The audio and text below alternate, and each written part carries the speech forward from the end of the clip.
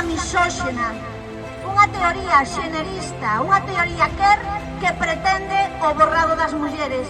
Por que borrarnos as mulleres, eliminar o sexo biolóxico como unha categoría utilizada tanto nos documentos oficiais como nas estadísticas, como nos proxectos de investigación científico, como no deporte? Esta lei nace sin unha investigación, sin un estudo sobre a influencia que vai a ter na vida das mulleres e das crianzas. Un estudio ao que lle obliga a lei de igualdade. Ese estudo non se fixo. Queremos denunciar iso. É unha lei contra o borrado das mulleres. Unha lei que nos borra, que nos elimina, que ademais vai ter moitas implicacións nos menores.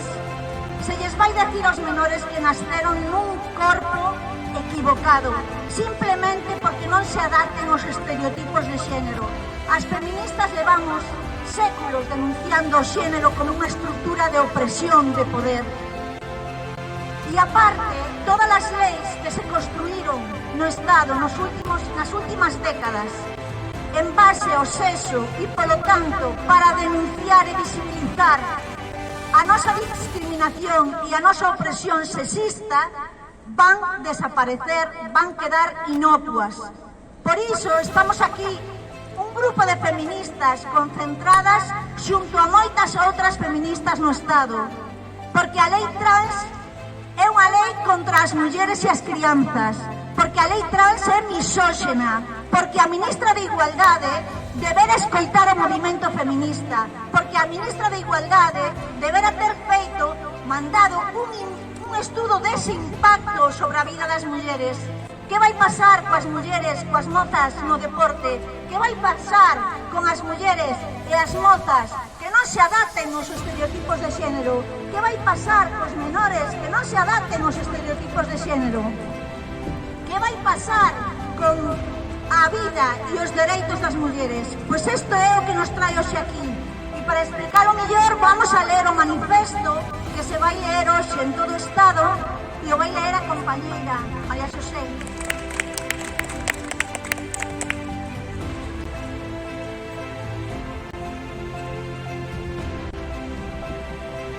Bos días, moitas grazas por estar aquí. Vou comenzar a ler o manifesto feminista do 26 de xuño de 2021 a favor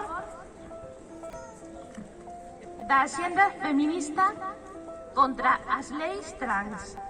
O retroceso na protección dos nosos dereitos como mulleres é xa, desgraciadamente, unha realidade incontestable. A ofensiva da alianza entre o patriarcado e o capitalismo neoliberal contra as mulleres en xeral e contra o movimento feminista en particular está chegando a unha situación criminal tanto no noso Estado como no resto do mundo, subvertendo todas as nosas reivindicacións e penetrando en todo o noso ordenamento xurídico. A nosa análise é clara. Que dicían ser os nosos aliados e se autodenominan o goberno máis feminista da historia están a trastornar as leis contra a axenda feminista pola que loitamos durante os últimos 300 anos. Ante a inacción cómplice da presidencia do goberno, o Ministerio de Igualdade ignorou e desprezou o movimento feminista promovendo leis contra as mulleres. A máis, independentemente da cor política, están a utilizarse os parlamentos autonómicos como portas traseiras para transformar todas as leis sobre as que teñen competencias, facendo aumentar a desprotección e discriminación material e simbólica das mulleres en todos os ámbitos, así sobre os dereitos máis básicos da infancia e da adolescencia.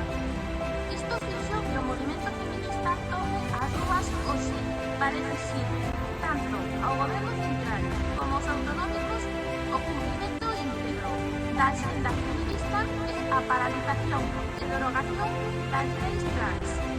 Sí, en plural, leis trans, porque inclúen toda a normativa que substitúe a categoría xurídica sexo por identidade de xénero. a cal pretende ser ampliada mediante as coñecidas como Lei Trans, Lei LGTBI e Lei Cerolo, a piques de entrar no Parlamento, que introducen a criminalización das persoas que no exercicio do seu dereito fundamental á liberdade de expresión defendan o uso das palabras muller, nai ou vulva ou se equivoquen no uso dos pronomes, impoñendo multas de ata 250.000 euros.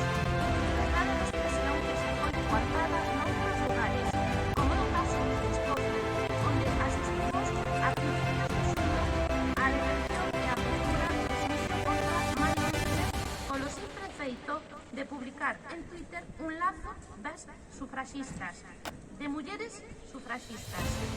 Nesta liña exiximos a derogación de todas as normas ou a parte delas que atenten contra os dereitos das mulleres e da infancia, así como contra os dereitos fundamentais e as liberdades públicas, como é o caso da Lei Rhodes, de protección á infancia contra a violencia, recentemente aprobada, e algunhas disposicións da Lei Celaá de Educación, que será confusión respecto á obrigatoriedade de educar en igualdade sen terxiversar o seu significado en termos de diversidade, como xa está a ocorrer.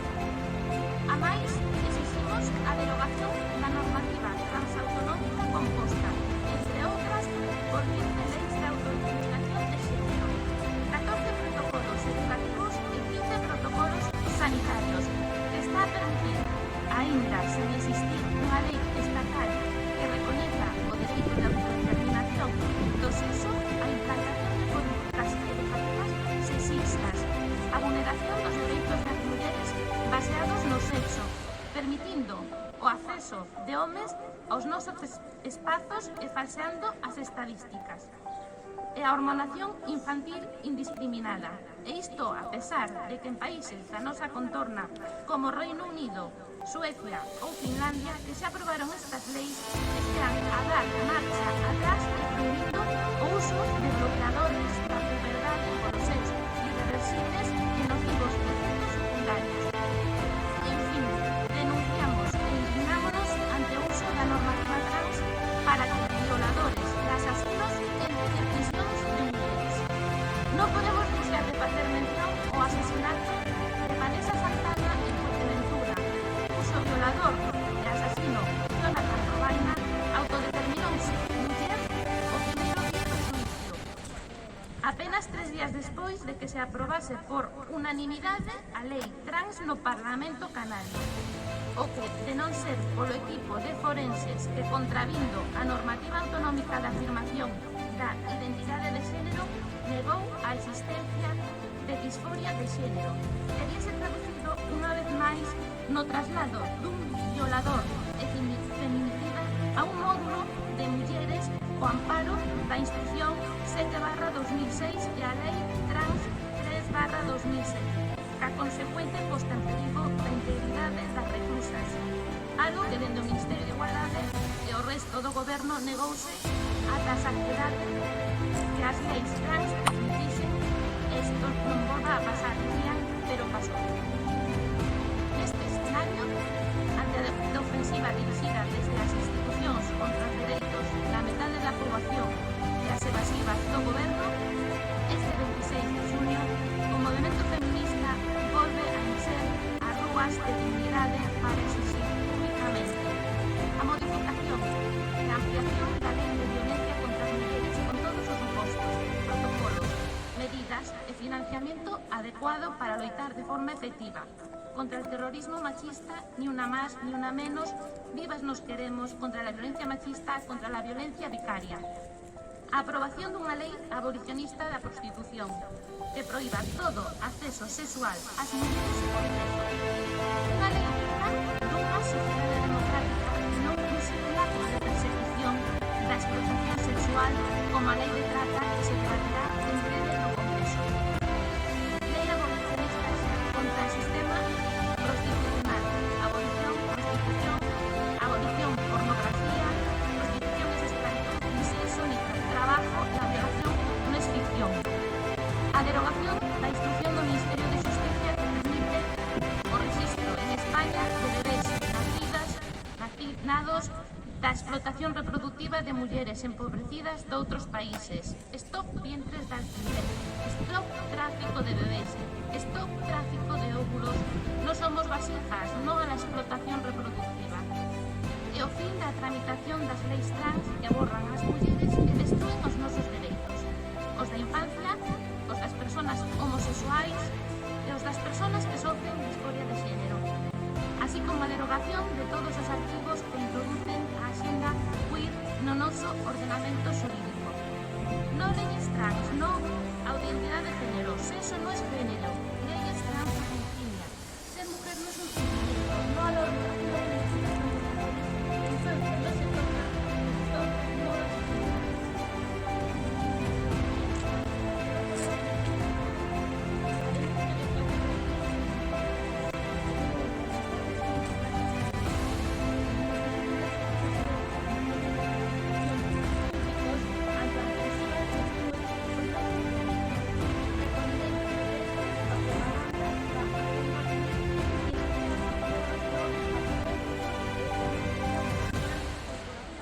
internacionais. Mulleres, compañeiras, irmáns, o feminismo está en marcha e a historia demostrounos que a loita serve e é imprescindible. Feito que tivemos ocasión de volver a comprobar recentemente o coñecer o fallo do Tribunal de Apelación Laboral en favor de Maya Orsaria, un ano e medio despois de ser despedida do Centro para o Desenvolvemento Global do Reino Unido por tuitear e escribir sobre as implicacións da autodeterminación de sexo para os dereitos das mulleres. O movimento feminista volve a elevar a súa voz centenaria para proclamar que non nos callarán, non nos borrarán, non pasarán, porque sempre somos libres e non pararemos hasta conseguir a liberdade. Que viva a loita das mulleres, que viva a loita feminista.